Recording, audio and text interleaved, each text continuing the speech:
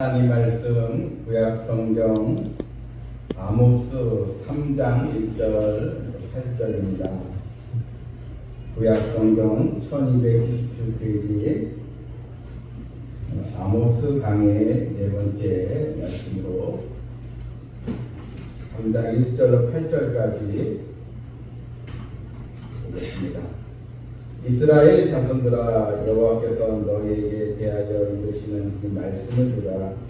애굽 땅에서 인도하여 올리신 모든 족속에 대하여 이르시기를, 내가 땅의 모든 족속 가운데 너희만을 알았나니 그러므로 내가 너희 모든 죄악을 너희에게 보응하리라 하셨나니, 두 사람이 뜻이 같지 않은데 어찌 병행하겠으며, 사자가 움킨 것이 없는데 어찌 불에서 부러지겠으며, 젊은 사자가 잡은 것이 없는데 어찌 불에서 소리를 내겠느냐.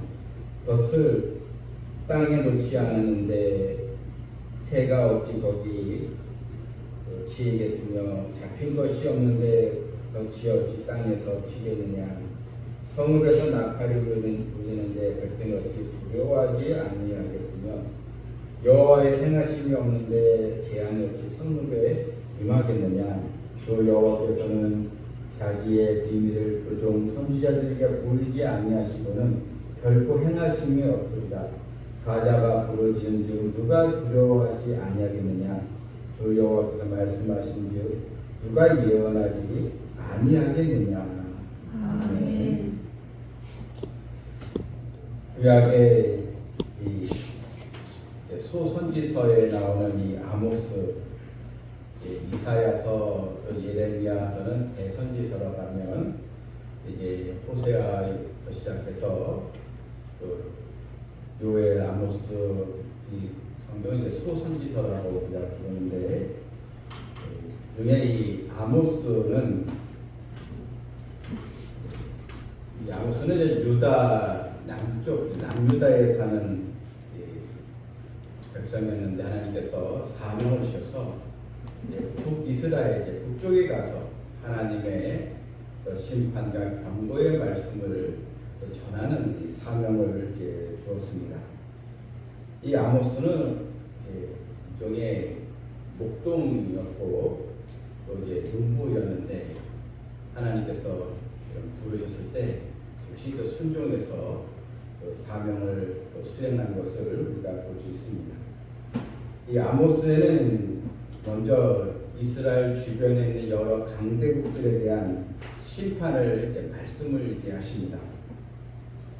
여러 주변에 있는 나라들에 대해서 하나님께서 심판을 선고하셨습니다. 모든 이방 나라들은 우상 숭배와 또 여러 악행, 이런 것들이 다 심판의 주요 이유였습니다. 이런 주변 이 강대국 나라들을 심판하신 다음에 하나님께서 이제 유다와 북이스라엘을 심판하신 내용이 차례로 나오게 됩니다. 그런데 이방 나라들은 심판의 내용이 아주 우상 숭배와 그런 또 악행들, 그런 폐역한 그런 또 문화, 타락된 문화, 이런 것들이 주로 하나의 심판을 받는 내용이라면, 선택받은 이스라엘 백성들은 심판을 받는 주요 이유가 무엇인가? 하나님과의 관계에서 나오는 것들입니다. 즉 하나님과의 관계, 언약 백성이었는데 하나님의 말씀을 어김으로 순종하지 아니함으로 심판을 받게 되었다는 것입니다. 그 내용이 이제 2장 10절에 보게 되면 하나님께서 이스라엘에게 내리시는 왜 내가 너희들의 심판을 내리는가 이유를 이렇게 설명을 하셨습니다. 2장 10절에서 내가 너희를 애굽 땅에서 이끌어내어 40년 동안 광야에서 인도하고 아모리 사람의 땅을 너희가 차지하게 하였고, 이제 구약의 출애굽의 역사를 언급을 하고 있습니다. 내가 너희 민족을 애굽의 노예 생활하는 이 애굽 땅에서 너희들을 내가 구원하지 아니했느냐? 이 40년 동안의 이 광야에서 너희들을 다 먹이고 또 마시게 하면서 이 광야의 이런 또 훈련 기간을 다 겪고 난 다음에 이 가나안의 장대한 족속인 아모리 사람들을 내가 다 물리치게 해서 너희가 그 땅을 차지하지 않느냐? 적과 꿀이 흐르는 가나안 땅으로 너희 민족이 거기에서 은혜를 받지 아니했느냐? 그런데 어찌하여 너희들이 나와의 맺은 언약을 어기고 나를 또 경외하지 않고 다른 우상을 또 신을 쫓을 수가 있느냐? 어떻게 말씀을 어길 수가 있느냐? 이런 불순종에 대해서 하나님께서 심판을 내리시게 되었다는 것입니다. 백성들은 어떻게 거역을 했습니까? 2장 12절에서 끝에 보게 되면 또 선지자에게 명령하여 예언하지 말라 하였느니라. 그러니까 선지자들의 사명은 하나님의 말씀을 증거하는 것인데 이 백성들은 선지자들의 이 말을 듣지 않겠다고 예언하지 말라고 이렇게 나갔다는 것입니다. 마치 오늘날의 목회자와 또 복음을 전하는 자가 하나님 말씀을 전하는데 오히려 교인들이 전하지 마세요, 말씀 전하지 마세요, 이렇게 이제 막은 거와 같다는 것입니다. 세상 사람들이, 이방 나라들이 말씀을 듣지 않는 거야 당연하겠지만, 그런데 정작 하나님의 은혜를 받고 하나님의 말씀을 받은 민족이, 택함 받은 족속이 오히려 예언을 그만하라, 하나님의 말씀을 전하지 말라, 이렇게까지 이 나라가 타락되었으니 하나님의 심판을 자초할 수밖에 없었던 것입니다. 오늘 이 본문에도 3장 1절에서 다시 반복적으로 하나님께서 이렇게 말씀하십니다. 이스라엘 자손들아, 여호와께서 너에게 대하여 이르시니 말씀을 들으라. 애굽 땅에서 인도하여 오리신 모든 족속에 대하여 이르시기를. 오늘 본문에서도 말씀을 들으라. 이 출애굽의 이 사건을 통해서 하나님이 너희는 누구인가? 너희는 하나님의 백성으로 하나님께서 은혜를 주시고 세상 사람들과 다른 나라여 너희를 알려주지 아니했느냐? 하나님이 너희를 애굽 땅에서 인도하여 구원하셨고 약속의 땅으로 이끌었는데 왜 그 사실을 깨닫지 못하고 어찌 나를 배반하고 이 믿음을 배역할 수가 있느냐? 이런 또 하나님의 말씀입니다. 우리가 이 주목해서 봐야 할 말씀이 2절에 보면 나와요. 2절에 보니까요, 내가 땅의 모든 족속 가운데 너희만을 알았나니, 이게 이제 하나님의 이 마음입니다.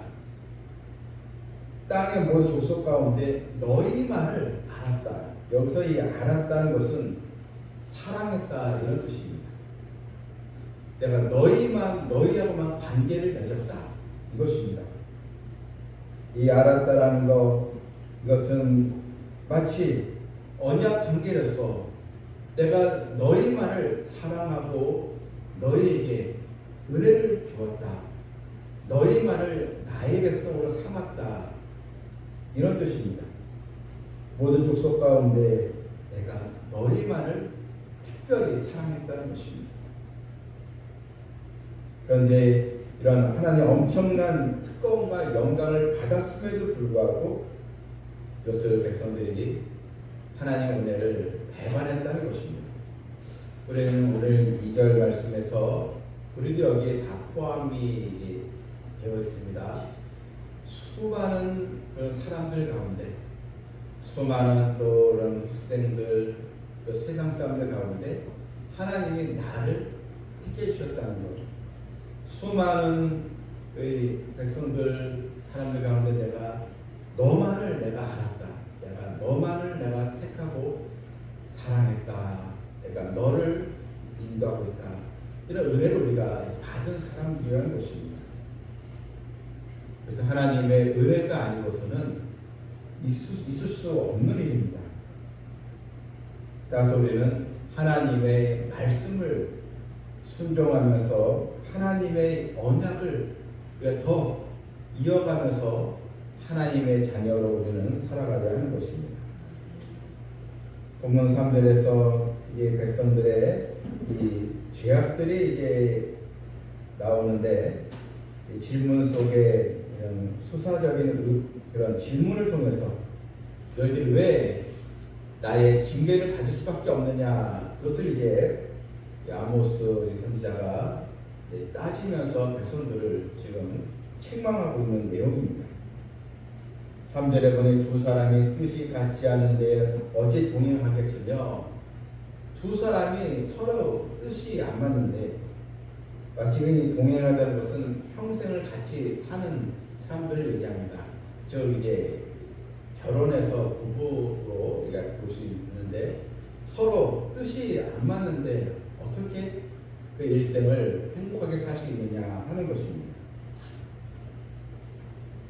한 사람은 하나님을 경외하는데 또 한 사람은 하나님을 경외하지 않는다면 어떻게 그 인생이 행복할 수가 있느냐, 이런 의미도 우리가 볼 수 있습니다.